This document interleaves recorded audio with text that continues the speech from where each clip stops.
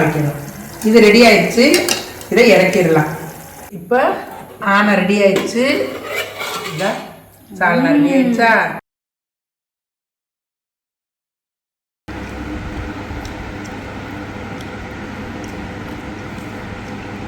அஸ்ஸலாமு அலைக்குமா. எல்லோரும் நல்லா இருக்கீங்களா? அல்லாவுடைய பணம் எல்லோரும் நல்லா இருக்கீங்க. நாங்கள் நல்லா இருக்கோம். இன்னைக்கு சாயந்தரத்துக்கு மதுரை ஸ்டைல் இலை புரோட்டா, வாழை இலை புரோட்டா செய்ய போகிறோம். அதுக்கு இப்போ மாவு பிணைக்க போகிறேன். 1/2 கிலோ மாவு,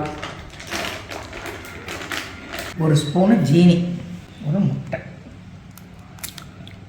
கொஞ்சம் டால்டா, வனஸ்பதி, கொஞ்சோண்டு பேக்கிங் சோடா, அதுக்கு கொஞ்சம் உப்பு, அவ்வளோதான். இப்போ இதை பிணைஞ்சு வச்சிடறோம்.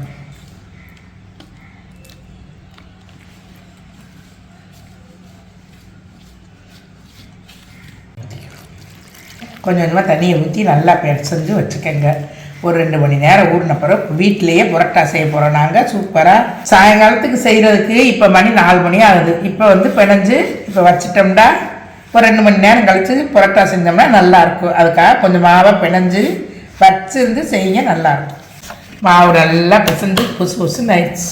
சூப்பராக இந்த எண்ணெய் இப்படி தடவி கொஞ்சம் நேரம் வச்சுருங்க. ஒரு 1/2 மணி 1 மணி நேரம். மணி 4. நாங்கள் 6 மணிக்கு தானே செய்வோம் சாயந்தரம் நைட்டு டின்னருக்கு. இங்கே வச்சுருங்க. வச்சுட்டு 2 மணி நேரம் கழிச்சு செஞ்சேன்டா புரோட்டா மெதுவாக இருக்கும் சாப்பிட்டா.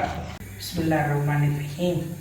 இப்போ எண்ணெய் எதுக்கு ஊற்றுறேன்னா கறிக்கு, இலை புரோட்டாவுக்கு கறி கிரேவி வைக்கிறதுக்காக கொஞ்சம் எண்ணெய் ஊற்றிருக்கேன். கொஞ்சோண்டு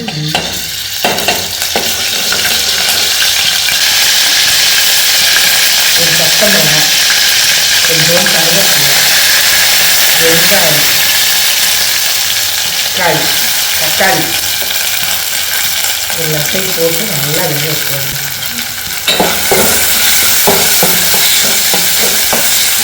எண்ணெய் காய ஒரு இஞ்சி பேஸ்ட்டு போட்டுருக்கு. இஞ்சி பேஸ்ட்டு போட்டு வச்சுக்குவேன். சின்ன வெங்காயம் இருக்குது. சின்ன வெங்காயம், ஒரு சின்ன குட்டி தக்காளி, கொஞ்சோண்டு கருவேப்பிலை, ஒரு பச்சை மிளகாய் தான், ஒரே ஒரு பச்சை மிளகாய், இது மட்டும் போட்டுருக்கு.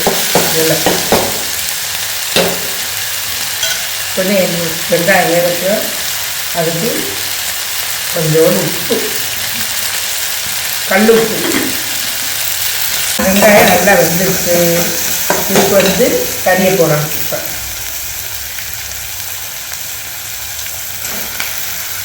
கறி நல்லா கழுவிடுச்சு. இப்போ கறியை போட்டுறோம்.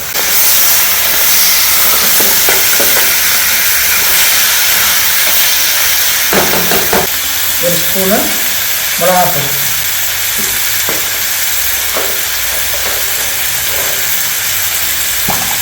ஒரு ஸ்பூனு சீரகம்,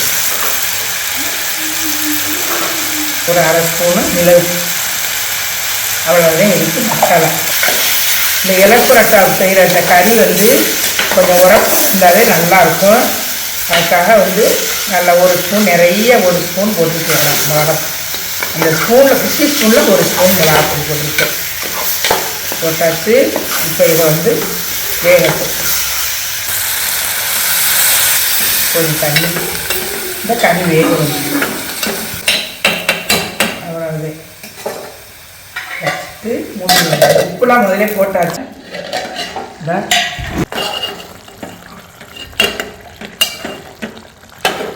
உப்பாக வைக்கணும்.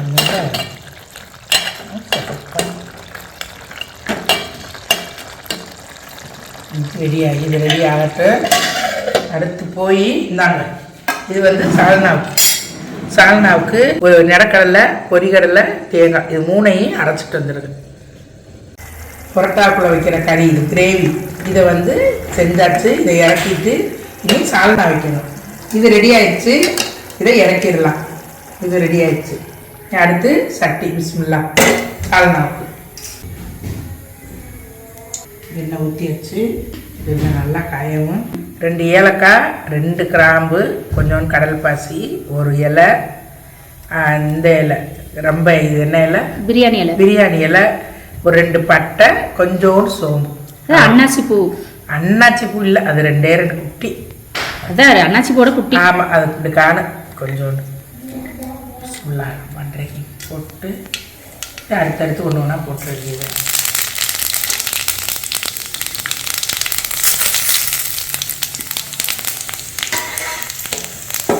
இந்த கல்பாசி போட்டாலே சால்னா வடை வந்துடும். வெங்காயம், ஒரு 3 பச்சை மிளகாய், ஒரு தக்காளி, கொஞ்சம் இஞ்சி பேஸ்ட்டு,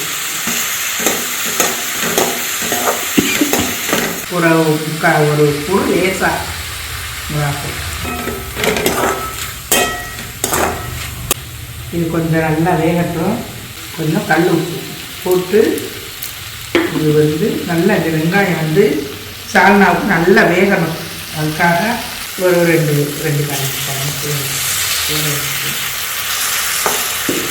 சூடு அக்கிராமல் இருக்கிறதுக்கு ஒரு 2 ஸ்பூன் தண்ணி ஊற்றி வேக. இது கொஞ்சம் நல்லா வெங்காயம் கொஞ்சம் வெந்துடும்.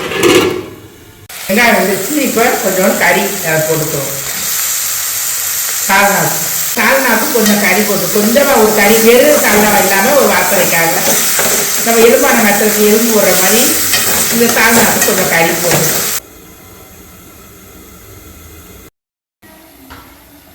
இப்போ கறி நல்லா வெந்துருச்சு.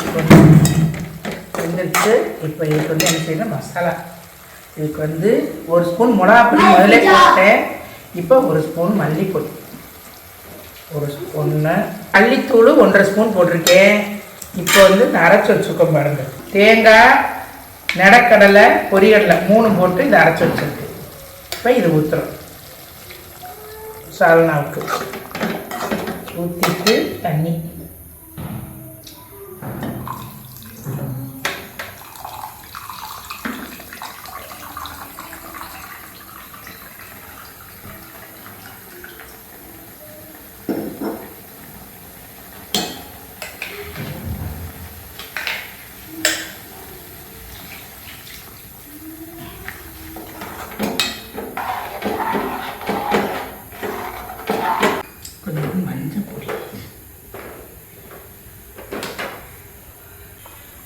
மஞ்சள் பொடி போட மறந்துட்டேன். அதனால் இப்போ போடுறேன் கொஞ்சம் மஞ்சள் பொடி. எம்புட்டு மஞ்சள் பொடி? மஞ்சள் போட்டால் சால்னா மஞ்சள் கலராக போட்டாச்சு.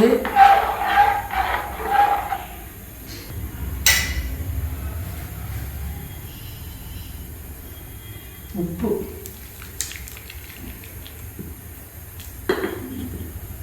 போட்டு சால்னா உண்மையான கடை சால்னா மாதிரியே இருக்கு. வீட்டில் சரி இல்லைம்மா, கடை சால்னா மாதிரியே இருக்குது. இன்னும் கொஞ்சம் கொதிக்கணுமோ? மழை கொதிக்கணும்ல. மசாலா வடையெல்லாம் போய் நல்லா கொதிச்சிருச்சு. கொஞ்சம் இந்த முறை அடங்கட்டும். இந்த மசாலா இதுக்கு மிளகாத்தூள் 1 கரண்டி, மல்லித்தூள் 1.5 கரண்டி, ஸ்பூனில் 1 ஸ்பூனு நிலக்கடலை, இதில் 1 ஸ்பூனு பொரிகடலை, ஒரு பாதி மூடி தேங்காய். இவ்வளவுதே இந்த கறி குழம்புக்கு மசாலா. கொஞ்சம் மஞ்சத்தூள். வேறு எந்த மசாலாவுமே இதுக்கு போடலை. ஆனால் சால்னா சூப்பராக மணமாக இருக்குது. நம்ம இப்போ சோம்பு இது போட்டு தாளிச்சிருக்கோம். அவ்வளோதே. ஹோட்டல் சால்னா மாதிரி நல்லா வாசனையாக இருக்குது. குழம்பு நல்லா கொதிச்சிருச்சு, முறையெல்லாம் அடங்கிருச்சு. இப்போ நம்ம என்ன செய்கிறோம், புதினா மல்லியை தூவி இறக்கிடுறோம். சால்னா ஓவர். இனி பரோட்டாவை செய்யணும். 4 மணிக்கு பிணைஞ்சி வச்ச மாவு நல்லா அழகாக எப்படி இருக்குது பாருங்கள். நல்லா பஞ்சு மாதிரி நல்லா சூப்பராக இருக்குது. இப்போ இதில் நம்ம பரோட்டா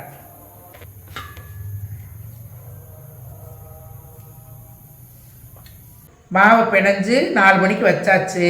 இப்போ எடுத்து உருண்டை உருட்டி ஃபஸ்ட்டு வச்சுக்கிட்டு இப்போ தேய்க்க போகிறோம். நல்லா தேய்க்கும்போது ரொம்ப ஒரு பெரிய ஈயத்தட்டு இருந்துச்சுன்னா நல்லா அகலமாக தேய்ச்சிக்கிட்டு அதுக்கப்புறம் நீங்கள் செஞ்சீங்கன்னாக்க நல்லா மெதுவாக இருக்கும். புரோட்டா லேயராக வரும். இது சின்ன தட்டுங்கிறதுனால கொஞ்சம் தேய்க்கிறதுக்கு வசதி கம்மியாயிடுச்சு. நீங்கள் இன்னும் கொஞ்சம் பெரிய தட்டு எடுத்து அகலமாக தேய்ச்சிக்கோங்க.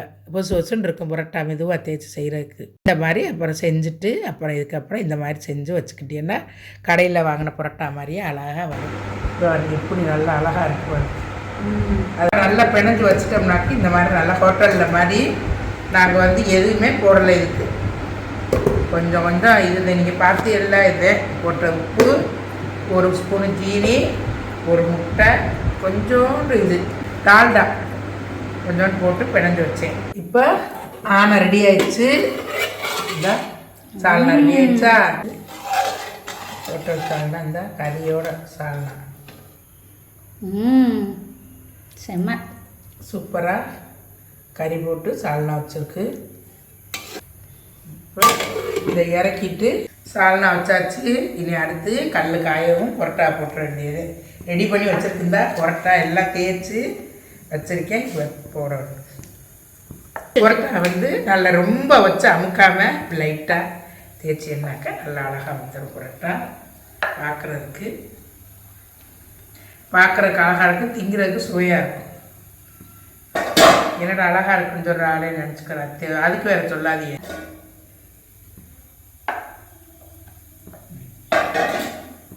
இங்கே பாருங்க உப்பி வருது புரோட்டா.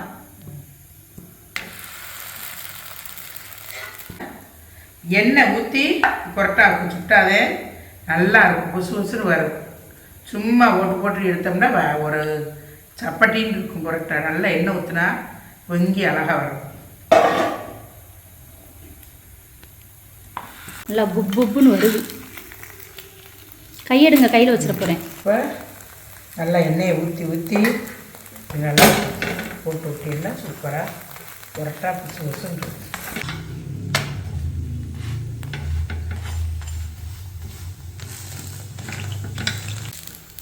எண்ணெயை ஊற்றி அமைக்க விட்டீங்கன்னா பந்து மாதிரி வந்துடும். எல்லாத்தையும் அப்படி தான் அடைச்சி வச்சுருக்கு. இப்போ புரோட்டாவை செஞ்சுட்டு இப்படி தட்டணும். இதுதான் புரோட்டாவோட முக்கியமான ப்ராசஸ். என்னடா சப்பு சப்புன்னு உழுகுற? அது எண்ணெயிலே பொரிப்பாங்க. இதோ உங்கள் அம்மா எண்ணெயை ஊற்ற விட முடியாது.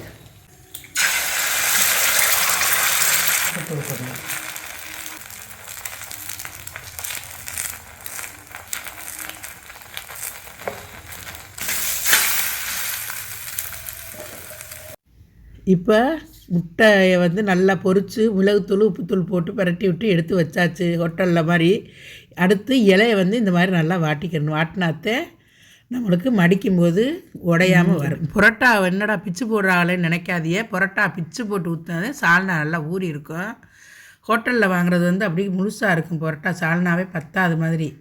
அதனால் நாங்கள் பிச்சு போட்டு சால்னா ஊற்றி வச்சுருக்கோம். இந்த மாதிரி வைங்க, உங்களுக்கும் நல்லா ஊறி இருக்கும். நல்லா புரோட்டா சாப்பிட்றதுக்கு மெதுவாக இருக்கும். இப்போ முதல்ல ஒரு பிச்சு போட்டு கொஞ்சம் வச்சுருக்கு கிரேவி, அடுத்து கொஞ்சம் வச்சுருக்கு. அடுத்து ஆஃப் ஆயிலை வச்சு முடியிடணும்.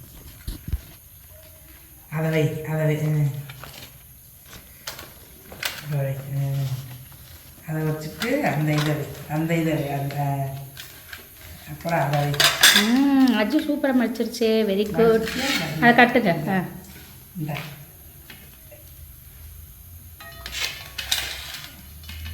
தூக்கி வச்சு கட்டு. இதில் எப்படி கட்டிடலாம். கட்டு முடிச்சு போடு.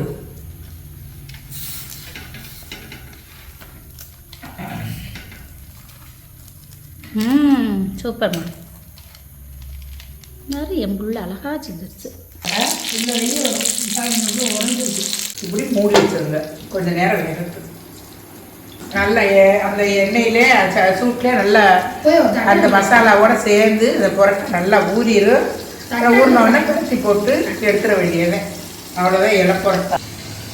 இலை புரோட்டா ரெடி.